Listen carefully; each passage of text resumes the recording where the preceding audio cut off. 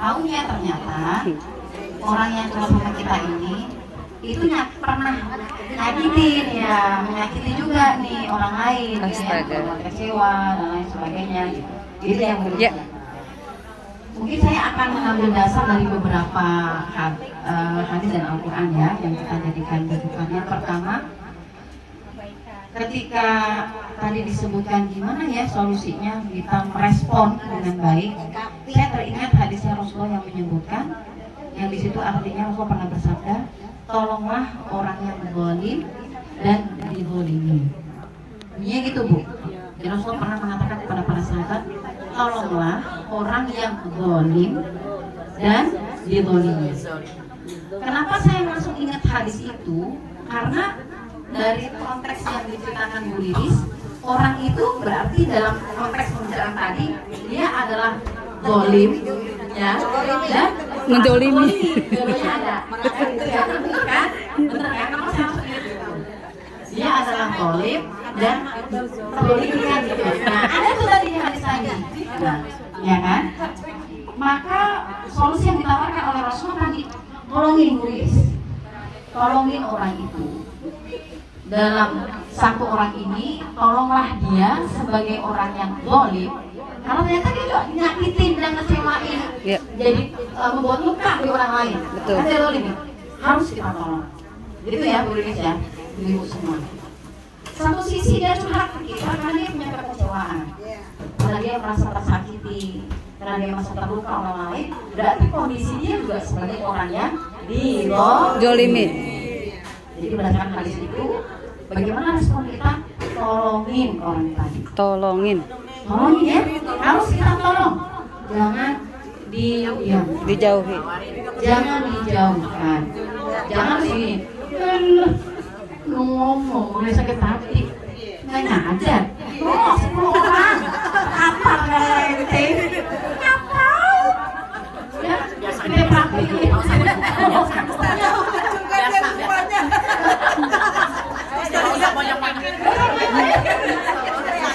Pastinya ada. Ya, bukan toy itu dari hati. Ya, toy kok dari hati katanya. Iya. Bukan kayak gitu, nggak boleh begitu. Jadi jangan dijauhi. Tolongin. Jangan dijauhkan segala macam. Kata Rasulullah harus ditolong. Kenapa kira-kira Rasulullah nyuruh kita nolongin Bu? Karena dia saudara kita. Ya Bu? Saudara kita. Apalagi kalau seandainya sama-sama satu komunitas, satu majlis. Kan ukhuwah kita dibangun atas dasar fillah. Ya? Kan kita sudah komitmen ukhuwah kita atas dasar fillah, atas nama Allah ukhuwah kita.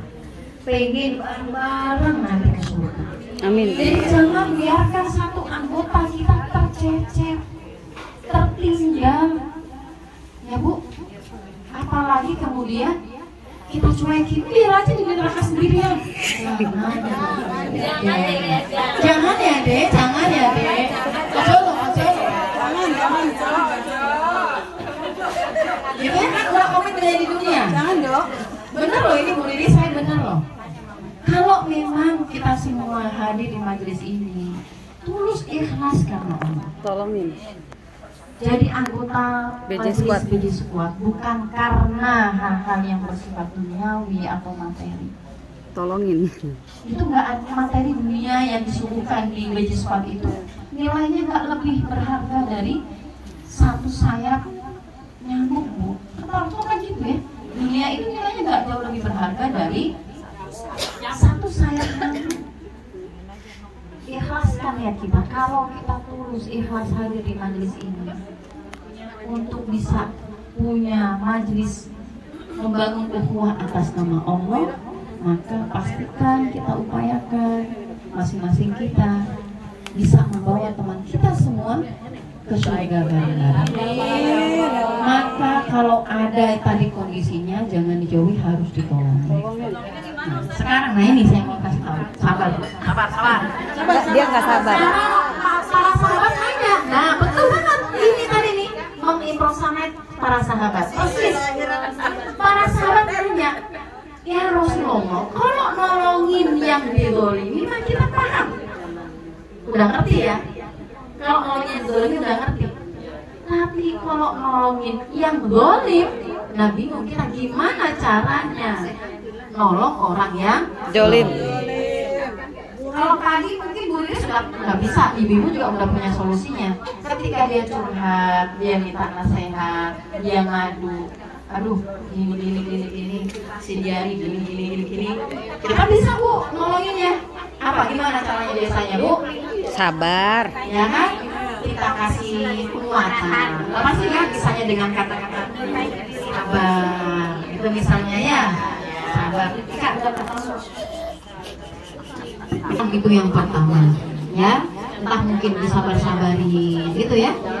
Kemudian dua, dikasih apa? Rasa empati. Makanya kita menjadi pendengar yang baik. Kita coba pahami apa yang dia rasa. Itu ibu udah pasti ngerti ya. Jangan terus kemudian langsung denial Bu.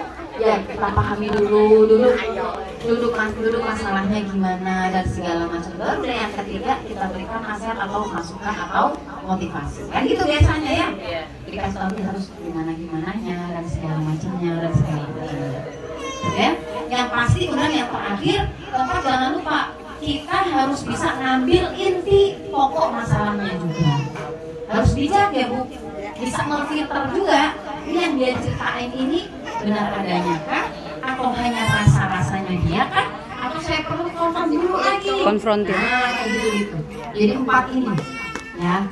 Kemudian karena kondisi dia juga orang yang zalim ternyata, mau nggak mau kita mesti tolongin juga. Berarti apa yang kita lakukan?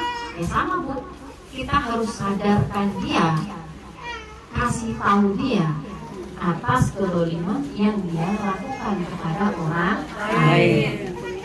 Ya, dengan cara apa? Ya dengan cara yang baik tentunya.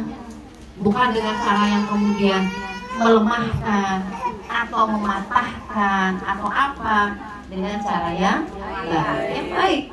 Ya, dengan cara yang baik. Harus dikasih tahu. Nanti tergantung konteks masalahnya seperti apa itu nanti tergantung. Ya tergantung masalahnya seperti apa dan lain sebagainya. Jadi memang harus tadi ya ditolongin karena dia juga sebagai yang zalim dan juga yang terjolimi. Itu yang pertama. Yang kedua kita bisa pakai ayat yang di surat Al-Hujurat yang waktu itu kita bahas. Sesungguhnya orang-orang mukmin itu adalah bersaudara. Fa'aslihu dzata bainakum kan? Maka islahkan. Dan ini solusi yang berikutnya harus konkret juga nih. Kita harus berusaha untuk mengislahkan Bu Riris. Ya, apalagi kalau kita tahu ini udah banyak banget yang ini ya, berarti nggak bisa didiamin, tidak bisa kemudian ditutup mata. Khawatirnya nanti jadi penyakit dalam. Jadi kita harus berbuat sesuatu yang konkret. Ya, berbuat sesuatu yang konkret biar ini menjadi selesai, berhenti, sembuh misalnya, dan memperbaiki semua. Karena nggak enak kalau di luarnya nampak baik-baik saja, tetapi di dalam ternyata tidak baik-baik saja. Ibarat bangunan, luarnya terlihat kokoh, tapi sebenarnya tiang-tiangnya sudah pada keropos, tinggal nunggu berat panjang. Maka islah ini yang harus dilakukan. Solusi kedua harus islah. Nah, caranya gimana? Nanti kembali kepada konteks permasalahannya. Bu Riris harus cari tahu dulu nih data-datanya. Apa sih sebenarnya yang terjadi, kan gitu ya. Sudah ya tabayun dulu, itu udah pasti yang diambil pasti itu kan. Tabayun dulu, data-data dikumpulkan, cek dan dicek, cross check dan segala macam. Sudah ketemu semua dulu permasalahannya, sudah gamblang semua masalahnya, sudah ketahuan oh ini sumbernya. Itu misalnya. Oh, karena ini, begini. Oh, ternyata cuma salah paham. Kayak gitu misalnya. Oh, ternyata memang dasar orangnya ini memang yang begini amat. Misalnya kan, hasil temuan kan bisa macam-macam. Bisa jadi cuma salah paham. Jadi nggak segitu-gitunya ternyata. Atau justru memang berat masalahnya. Oh, memang dianya ini yang toksik nih. Dianya yang dibenerin nih. Nanti pendekatannya akan berbeda-beda. Kalau ketemunya paling ekstrim, memang dianya yang bermasalah. lidahnya nih, lidahnya yang tajam banget, ya. Itu misalnya.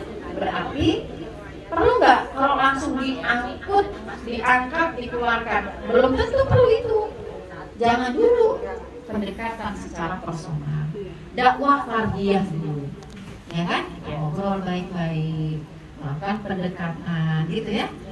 Itu pendekatan, dipahamkan, dinasihati dan lain sebagainya, terus begitu, gitu ya. Itu namanya watawasau bil haqqi watawasau bis shabr.